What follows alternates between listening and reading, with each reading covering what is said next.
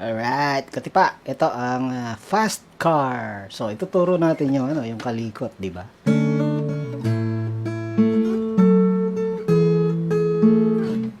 Di ba? Ano muna, para magdire-diretso na tayo doon sa kalikot. Yung ano muna ngayon, yung strumming, yung chords. Okay? So, yung sa, yan, yung intro, yung sa verse, ay, kapo, second fret.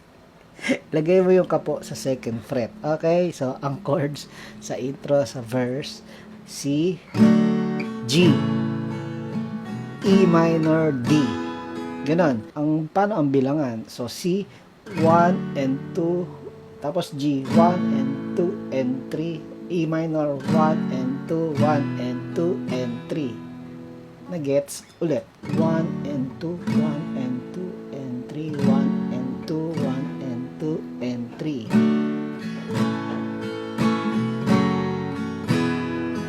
Okay, down, up, down, up, down, up, down, up, down.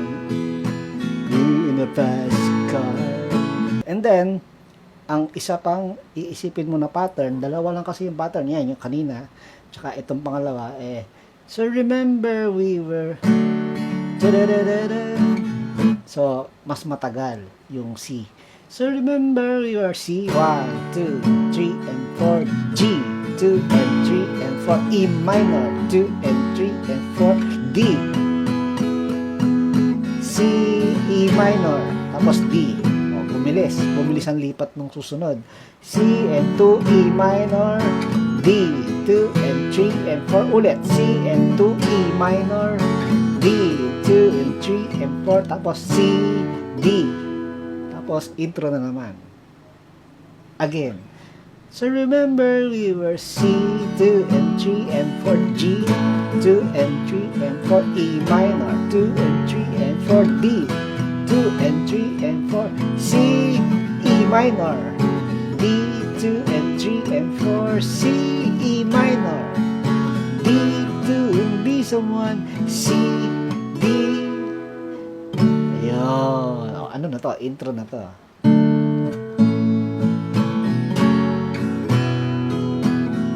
Yun, dalawang pattern lang. So, let's go na sa kalikot para okay na tayo. Ang kalikot yung yung sa intro, 'di ba? Sa verse. So, una si G. Yung muna ituturo ko. Magsisi ka pero magsisi ka. Magsisi ka. Bago ka mag-C na kompleto, tanggalin mo muna i-C major, parang C major 7, 'di ba? Tanggalin mo muna yung second string, open muna. Okay? Tapos kakalikutin mo yung sabay tutunog yung fifth string tsaka second string. O pinch. Kumbaga kukurutin mo yung dalawang string na yan. Pag tunog, biglang hahammer yung tunog ng second string ha. Magiging C. Yung chord mo magiging C. So pag tunog niya, biglang mag-C, pupunta yung second string sa first fret. Okay? O, go.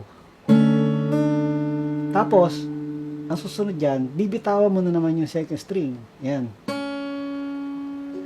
Okay? And then, lilipat ka dito sa G. Pero, ang G mo, pwedeng ganito na lang. Lalagyan mo yung 6th string 3rd fret, tapos 2nd string 3rd fret. Ang patutunugin mo lang naman yung 2nd string, 3rd string, pwede rin naman ang 4th string, pero baka hindi ka naaabot doon. At saka, ang kailangan mo rin ay 6th string. Yan. Pero, ang mahalaga talaga ay yung 6th string tsaka 2nd string lang talaga. Ganun na magiging tunog. Teng, teng, teng. So, pagsabay ng dalawang string, second string, and then third string. Alright? Mag-umpisa tayo sa C. Fifth string, second string, and then hammer on. Second string yan. And then, open ulit ang second string. And then, 6th string, second string. Sa G na tayo. 6th string, second string. Tunog. Tapos, second string. Then, open third string. Alright? And then, dito na tayo sa yung E minor. Dito gagawin. Yan. Paano yan? Lalagyan mo ang 5th string, 7th fret. And then, lalagyan mo ang second string, 8th fret. Yan ang mahalagang tumunog. Pero kung madadali mo ang third string tsaka fourth string, okay lang yan. Pero ang pinakamahalaga, itong itinuro kong dalawang string. Okay? So, ang mangyayari, okay, ganun lang. Teng. Tapos, lilipat ka na sa D. Ang D ay fifth string 5th at saka second string 7th. Yun, pipitch mo lang ulit. Pero, patutunugin mo yung second string ulit and then third string na open. So, ang mangyayari sa E minor and D mo ay ganito.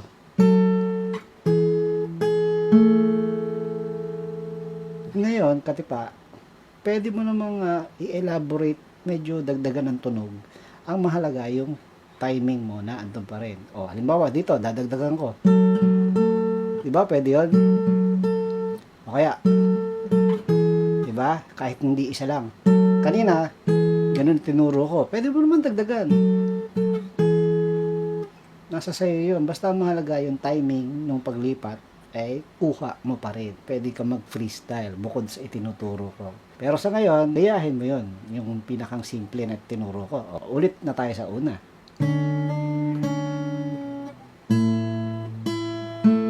Yun.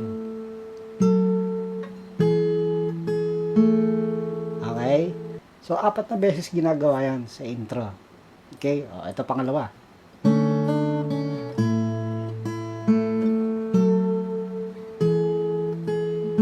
Pangatlo.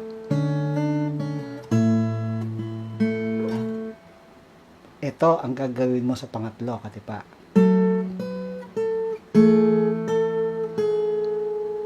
Kaya mo yan? Kung kaya mo lang ha, ituro ko. E di E minor tayo, ano, naituro ko na ito, di ba? Yung iyong hindi liit, pupunta, yung second string yan ha, pupunta sa 10th. Tapos babalik doon sa pinanggalingan. Tapos magdidi ka na. Ang di mo, ganun pa rin yung umpisa. Pero yung hindi liit, ay, dito lang. Sa katabi lang. Second string, 8. Tapos, babalik sa original. Ganon. So, again sa A minor. Okay? Tapos, ulit na naman sa, hindi na ganon ang gagawin.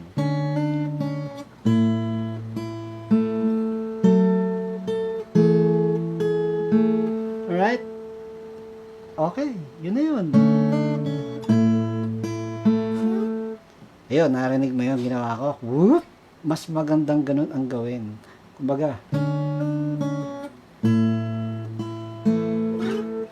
yung second string mo, hindi nawawala sa pagkakalapat sa fret. Hindi nawawala. So, ayun pag gumanon ako, doon sa pwesto dito, sa A minor, naririnig mo yung whoop! Gumaganon. So, diba? O, umpisa. Diba? So, pag hindi mo inalis yan at dumiretso ka dun sa pupuntahan, maririnig yun. At ang cool nun. Okay? Diba?